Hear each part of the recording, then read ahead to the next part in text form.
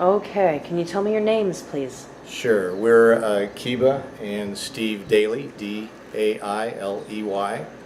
We live in Lanipuna Gardens on Hinalo Street. Our backyard property, our backyard of our property backs right up to the geothermal area, the pasture that's apparently leased by the very, very noisy cattle that graze there. We feel like that we live next to a very private,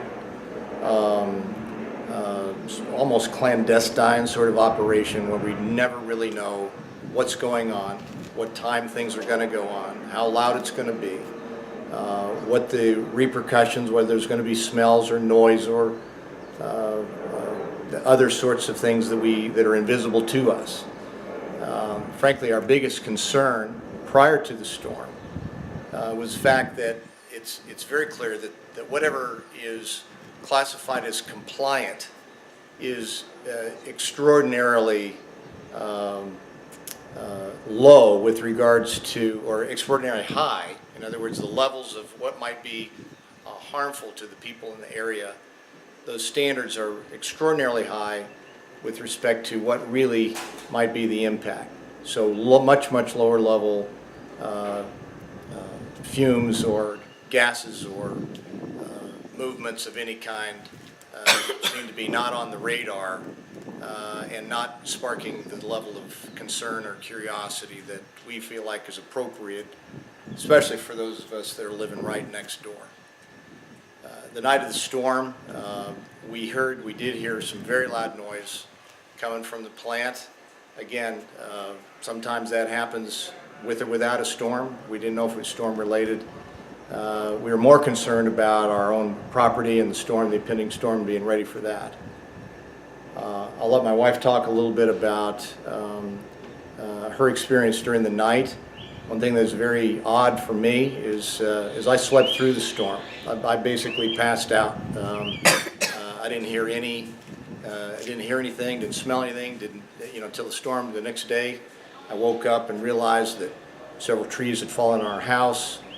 Adjacent structure, the roof had been completely destroyed with falling logs and timber. There was one major tree right outside the door that we were sleeping. I didn't hear a single thing. I'll say more about some of the other symptoms I had after, but why don't you go ahead and talk about your experience that night? I stayed awake the whole night.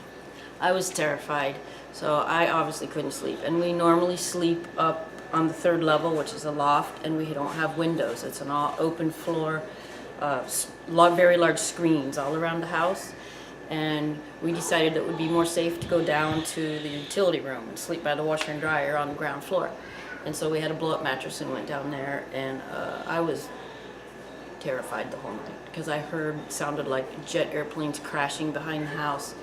And I left the door open, and I would keep peeking out, and I went outside many times during the night. And this was like early in it was dark, but it wasn't late yet, but it was dark. I don't know what time it was, but it was all bright red back over the geothermal. And I was screaming and everything, and I was scared, and I was like, oh, it's blowing up, we're gonna die. And he slept through the whole thing, and I smelled sulfur in the air, and I thought a nuclear bomb was going off behind the house. That's what scared me so much, and along with all the trees that were crashing all around us. And at the time, I guess the only thing was that I was just so terrified, and I smelled the sulfur, and I saw the red in the sky, and heard the loud noises.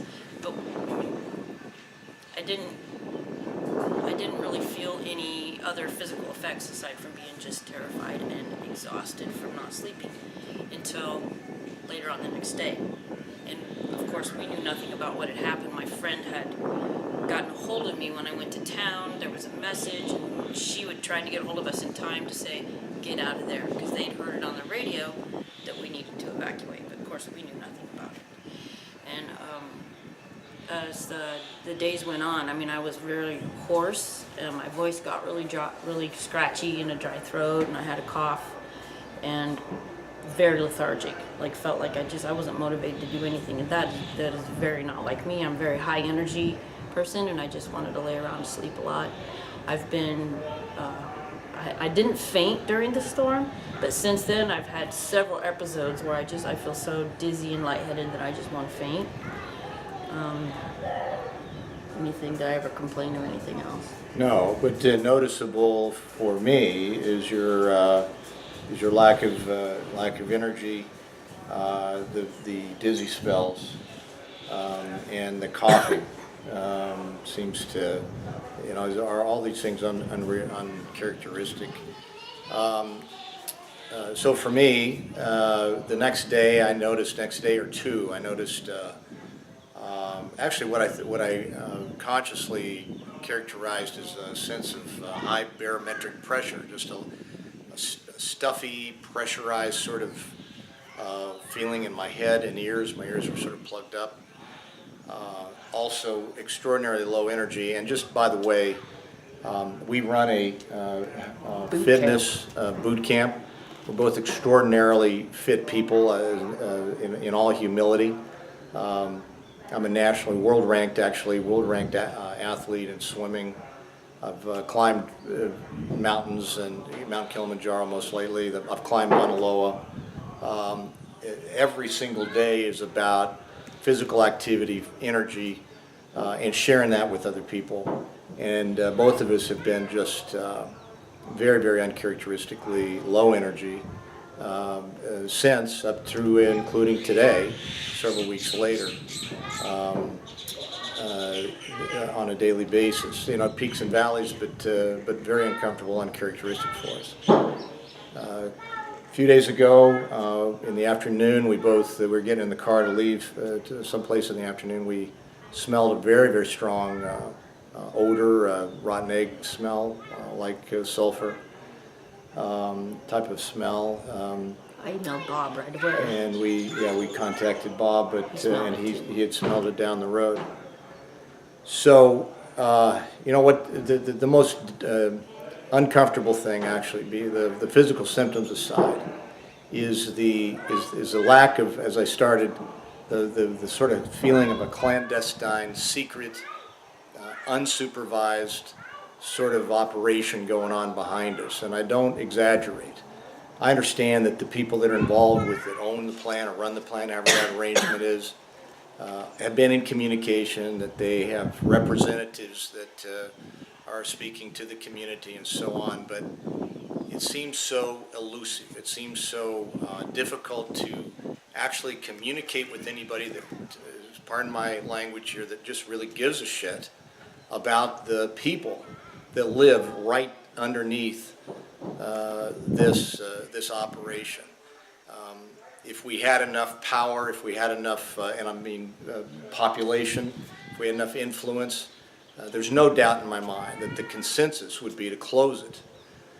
But in the meantime, what we have to tolerate is that we don't have that power. The people making those decisions are not anywhere near us.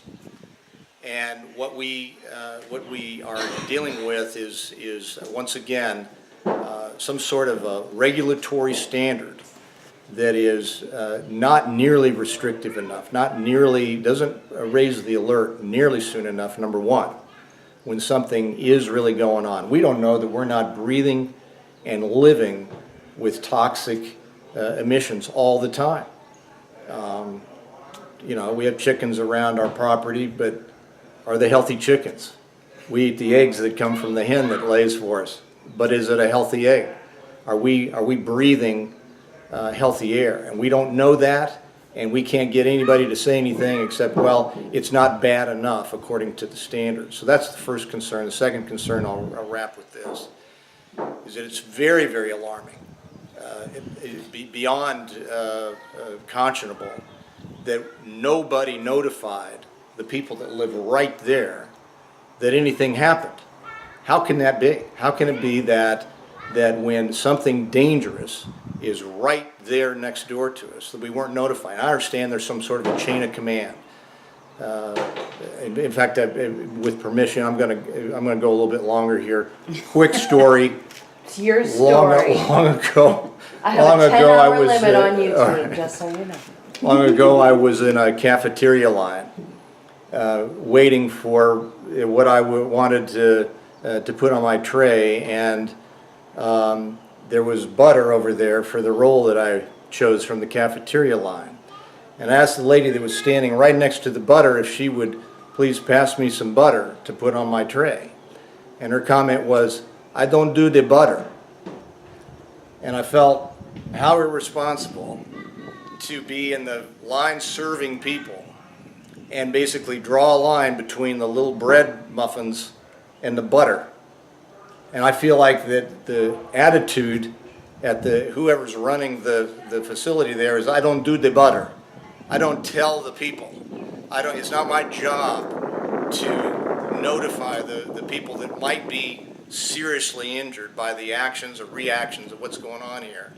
My job is to tell somebody else who knows where they are, whether or not they're even available. We didn't have self-service and landlines, as everybody knows. And who knows whether they give a shit." And so compliance is not adequate, is not set at a level that's truly safe. Response and reactivity to really take care of the people that are in the community is totally inadequate from my perspective. As far as I can tell, there's no value. We pay the same extraordinarily high Helco bills as everybody else, ridiculously high, and we live right there. So I don't see the benefit, I don't see the advantage, and not to mention the fact that it may be actually killing us. So hopefully got a somebody health will, retreat. somebody I hope will do something with this message. Thank you. Thank you, Storm.